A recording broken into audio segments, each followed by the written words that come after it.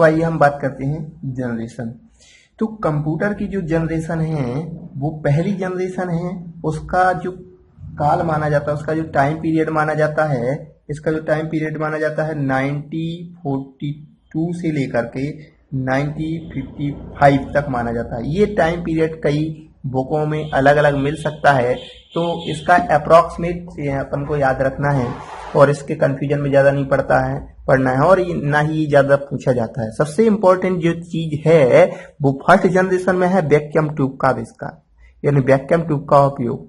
तो first generation के computer का आकार बहुत बड़ा होता था और इसकी साइज बड़ी होने के कारण और इसमें वैक्यूम ट्यूब का उपयोग होता था, और वैक्यूम ट्यूब का उपयोग होने के कारण इनकी जो स्पीड थी वो काफ़ी स्लो थी और ये ज़्यादा हीट जनरेट करते थे। इसके कारण ये कंप्यूटर बहुत जल्दी से खराब होते थे और कॉस्टली होने के कारण जिसको हमें काफ़ी ज़्यादा नुकसान होता था। इस जनरेशन के प्रमुख कंप्यूटर कौन कौन से थे?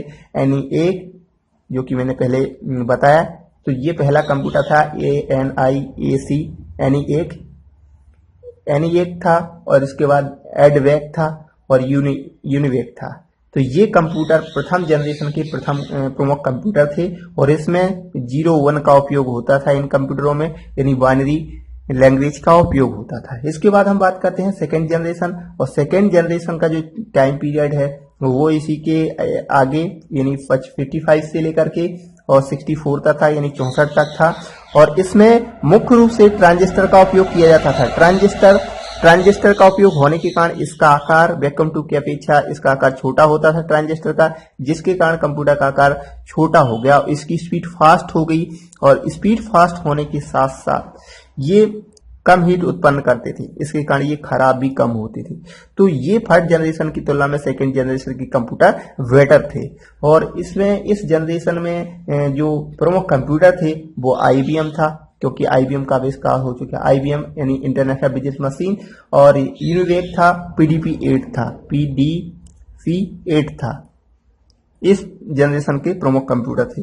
इसके बाद थर्ड जनरेशन की बात करते हैं, तो थर्ड जनरेशन का जो टाइम पीरियड है इसी को आगे बढ़ा दें तो 64 से लेकर के 75 तक इसका टाइम पीरियड माना जाता है। और इस जनरेशन में मुख्य रूप से IC का उपयोग किया। IC का फुल फॉर्म होता है इंटीग्रेटेड सर्किट चिप। यह एक सिलिकॉन की बनी होती है और इसका उपयोग होने के कारण कंप्यूटर का आकार काफी छोटा हो गया, और इस कारण से इसकी स्पीड भी बहुत फास्ट हो गई कंप्यूटर की, और कंप्यूटर की स्पीड फास्ट होने से कारण कैलकुलेशन बहुत फास्ट हो गई। और थर्ड जनरेशन बहुत ही इंपॉर्टेंट है कि IC का उपयोग हुआ। और इस थर्ड जनरेशन में प्रमुख जो प्रोग्रामिंग लैंग्वेज थी, कुछ प्रोग्रामिंग लैंग्वेज का भी आविष्कार हुआ, हाई लेवल लैंग्वेज का आविष्कार हुआ। और इस जनरेशन के भी प्रमुख कंप्यूटर वही IBM का सीरीज है जो 360 और PDP का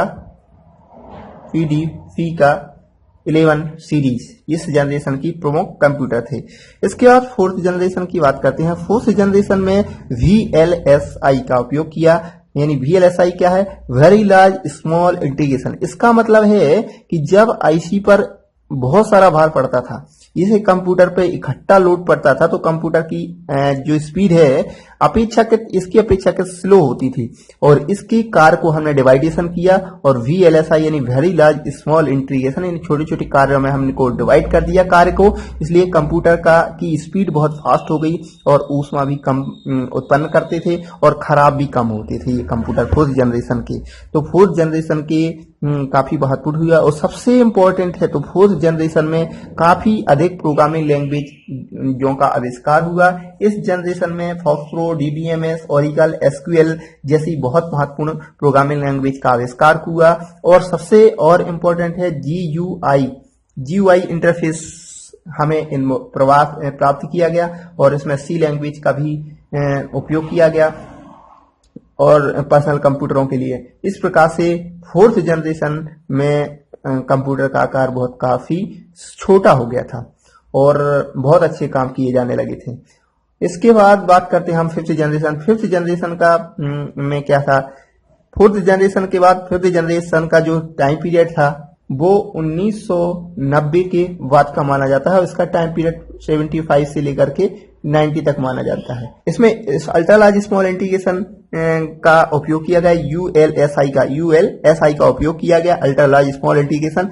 इसमें क्या है, वीएलएसआई का एक्सटेंडेड रूप है और इसमें भी कार को डिवाइडेशन किया गया। इसकी अपेक्षा इसमें कार बहुत स्पीड से हो गया और आज की जैसे i3, i5, i6, ये i7 ये जो प्रोसेसर का आविष्कार हो रहे हैं वो सिर्फ यूएलएसआई की वजह से ही हो रहे हैं। इस प्रकार से इस जनरेशन के कंप्यूटर का आकार काफी छोटा हो गया, जो कि आज हम मोबाइल जेब में डाल के चलते हैं वो यूएलएसआई का और वीएलएसआई की वजह से ही है। और इसमें कंप्यूटर की स्पीड बहुत फास्ट हो गई, कैलकुलेशन हो गया, बहुत सस्ते हो गए। तो इस प्रकार से 5th जनरेशन का काम हुआ। तो ये 6th जनरेशन के बारे में अभी सोचा जा रहा है। आर्टिफिशियल इंटेलिजेंस यानी एआई का उपयोग किया जाएगा। और आर्टिफिशियल इंटेलिजेंस का मतलब क्या होता है कि ह्यूमन बीइंग होंगे, कंप्यूटर खुद समझेंगे और खुद कार्य करेंगे, जैसे कि रोबोट, वो आर्टिफिशियल इंटेलिजेंस का एग्जांपल है। इस प्रकार से कंप्यूटर की 5 जनरेशन है और 6वीं जनरेशन अभी विचार किया जा रहा है। इस प्रकार से ये जनरेशन कंप्लीट हुई। अभी तक जो हमने पढ़ा वो सिर्फ बेसिक था कि यानी कंप्यूटर का जो बेसिक परिचय है उसका विकास कैसे हुआ, सिर्फ इसके बारे में हमें पढ़ा। अब हम जो पढ़ रहे हैं वो मेन है, यानी जनरेशन से क्वेश्चन तो आते ही हैं कि फर्स्ट जनरेशन में किसका उपयोग किया गया, तो हमें याद होना चाहिए कि क्या इसका वैक्यूम ट्यूब का। और दूसरी जनरेशन में किसका प्रयोग हुआ, जैसा कि हमें बताया ट्रांजिस्टर का। तीसरी जनरेशन में किसका प्रयोग हुआ, आईसी का। 4th जनरेशन में किसका प्रयोग हुआ, वीएलएसआई का। 5th जनरेशन में किसका प्रयोग हुआ, यूएलएसआई का। ये सबसे इंपॉर्टेंट क्वेश्चन यहाँ से बनता है। पहले जनरेशन का पहला यदि पूछा जाए पहला कंप्यूटर कौन सा है, तो ENIAC पहला कंप्यूटर है। तो इसमें ये इतने इंपॉर्टेंट चीजें हैं जो मैंने यहाँ पे लिख दी हैं। और जो प्रोग्रामिंग लैंग्वेज का विकास हुआ वो 4th जनरेशन में हुआ। तो ये जो जनरेशन से क्वेश्चन बनते हैं वो इतने हैं।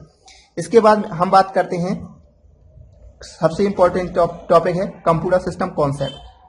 मैं आपसे पूछना चाहता हूं कि सिस्टम क्या है। सिस्टम क्या है?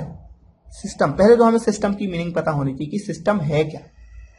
तो सिस्टम क्या है, जब हमारे पास 2 या 2 से अधिक कंपोनेंट होते हैं, 2 या 2 से अधिक कंपोनेंट होते हैं, जब उनको आपस में जोड़ दिया जाता है तो उसे क्या कहते हैं, सिस्टम कहते हैं। चाहे कोई भी हो, जैसे कि मान लीजिए मेरा एक पेन है, लेकिन जब तक इसका पार्ट अलग अलग है, हर पार्ट इसके अलग अलग है, मान लीजिए रिफिल अलग है और ये अलग है, तो ये सिस्टम ही कहलाएगा। लेकिन जब इनको आपस में जोड़ दिया जाता है और किसी पर्टिकुलर उद्देश्य की पूर्ति होती है, यानी इससे हम क्या करते हैं, कुछ ना कुछ काम कर रहे हैं, जैसे लिख रहे हैं, तो ये कोई ना कोई कार्य हो रहा है ना। तो जब किसी पर्टिकुलर उद्देश्य की पूर्ति होने लगती है उस वस्तु से, तो उसे क्या कहा जाता है, सिस्टम कहा जाता है। तो हर चीज जो 2 या 2 से अधिक एलिमेंट से मिलकर बनी होती है और उसे किसी ना किसी पर्टिकुलर उद्देश्य की पूर्ति होती है और आपस में वो जुड़े होते हैं कंपोनेंट और किसी उद्देश्य की पूर्ति होती है, उसे क्या कहते हैं, सिस्टम कहते हैं। ओके, इसके बाद हम करते हैं सॉफ्टवेयर। सॉफ्टवेयर क्या है? सॉफ्टवेयर क्या है?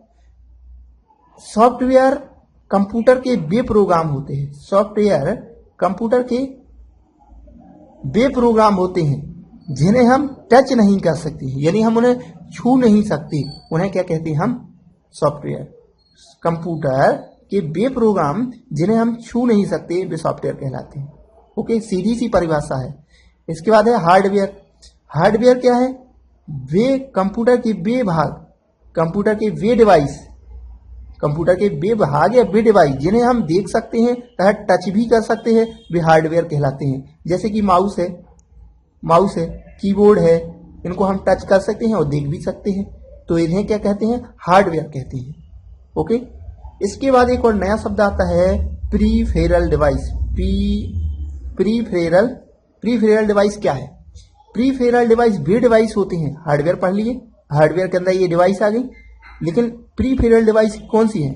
प्रीफेरल डिवाइस वे डिवाइस होती हैं जिनको देखने के लिए या जिनको छूने के लिए कंप्यूटर को खोलने की आवश्यकता नहीं होती, उन्हें प्रीफेरल डिवाइस कहा जाता है। और स्टैंडर्ड डिवाइस वे होती हैं जिन्हें हमें कंप्यूटर को खोलने की आवश्यकता होती है, उन्हें क्या बोलते हैं, स्टैंडर्ड डिवाइस, और इसे क्या कहते हैं, प्रीफेरल डिवाइस। तो दो प्रकार की डिवाइस होती हैं, एक स्टैंडर्ड डिवाइस और एक प्रीफेरल डिवाइस।